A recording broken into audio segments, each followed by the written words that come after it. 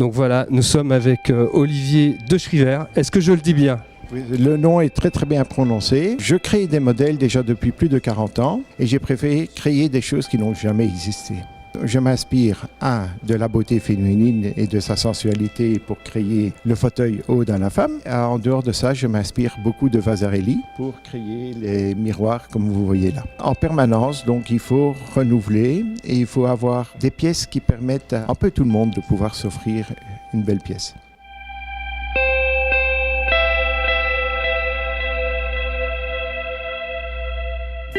Bonjour Patricia, merci de répondre à quelques questions. Alors déjà, présentez-vous. Alors je m'appelle donc Patricia Guinois-Messica, je suis sculpteur et je taille la pierre depuis 2004. Alors la question, moi qui m'intéresse, c'est qu'est-ce qui vous inspire pour faire vos œuvres que j'adore ? J'ai une passion pour la pierre, je suis persuadée depuis pas mal d'années que chaque pierre cache sa sculpture. Je travaille en fonction de la forme de la pierre, je me laisse guider complètement par elle. Je tourne autour d'elle, j'observe et à un moment donné, il y a quelque chose qui me fait démarrer. Et quand je travaille, je ne pense plus à rien, c'est mes mains qui avancent toutes seules, qui la font sortir et je fais naître la sculpture de la pierre. Il arrive que j'ai vraiment des frissons, il se passe quelque chose. Et c'est à la fin, quand je la ponce et que je la lave, que je découvre la beauté de la pierre. Et ça, chaque fois, c'est un cadeau extraordinaire que me fait la nature. Eh bien, merci de ce cadeau, parce que nous, on admire et on aime beaucoup ce que vous faites. Merci Patricia.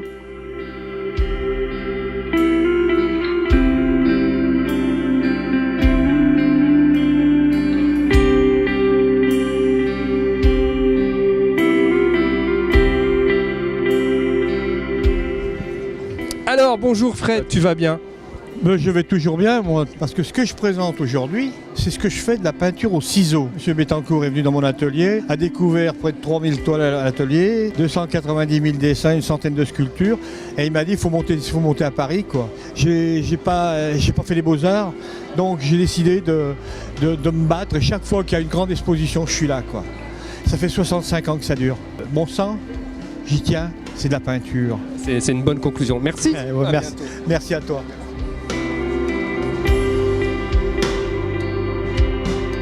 Alors moi, la seule question que j'ai posée, c'est magnifique. Ça prend combien d'heures pour fabriquer une pièce comme ça ? Alors, le nombre d'heures, c'est toujours difficile à dire parce que c'est entre le moment où j'ai ma feuille blanche et le moment où vous avez le meuble fini ici, je compte à peu près 1200 heures.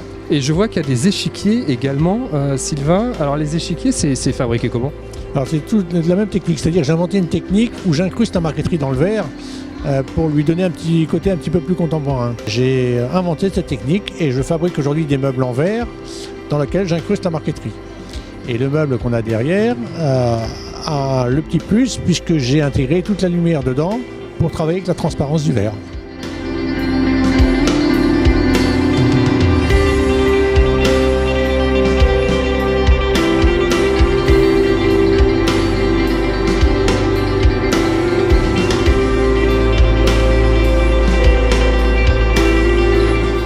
Bonjour Barbara, j'adore ce que tu fais. Et alors qu'est-ce qui t'inspire dans l'art ? Dans l'art, moi je crée parce que je suis bien connectée à l'univers. C'est ma connexion à l'univers qui me permet de créer. D'accord. Ce que j'aime, c'est l'exploitation des matières, quelles qu'elles soient. L'exploitation des matières.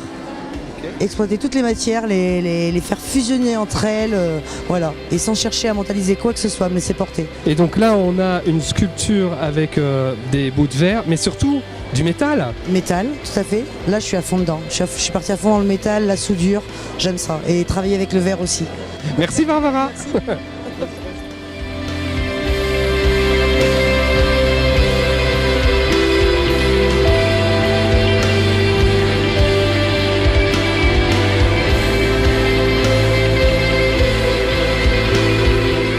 Alors Rita, qu'est-ce qui vous inspire ? La vie ? Ouais, la vie. Chaque instant de la vie me fait faire des petits radars qui m'amènent à quelque part d'autre. Et puis ce quelque part d'autre, soit ça me plaît et j'accroche, soit je laisse parce que c'est pas de mon niveau, c'est pas de mon intérêt.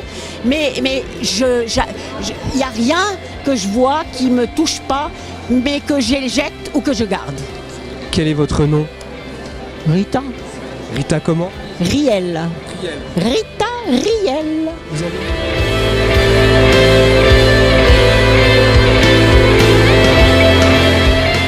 Alors donc en se promenant, on est tombé sur une photographe qui s'appelle Natalia et qui vient originaire de Russie, j'imagine. Oui, je suis sibérienne. Je suis née à Lac Baïkal, à Irkoutsk. Alors Natalia, qu'est-ce qui vous a inspiré pour cette photo? J'aime beaucoup le jeu entre l'ombre et la lumière. Et nous avons travaillé avec ma collègue que vous voyez de dos sur cette chaise. Moi, j'ai vu que la lumière tombe magnifiquement. Et il y a des ombres et tout ça, tout ce que j'aime. Donc j'ai fait cette photo. Et voilà, et c'est ce résultat. Eh ben, je trouve ça super joli. Merci beaucoup et à très bientôt. Merci beaucoup à vous.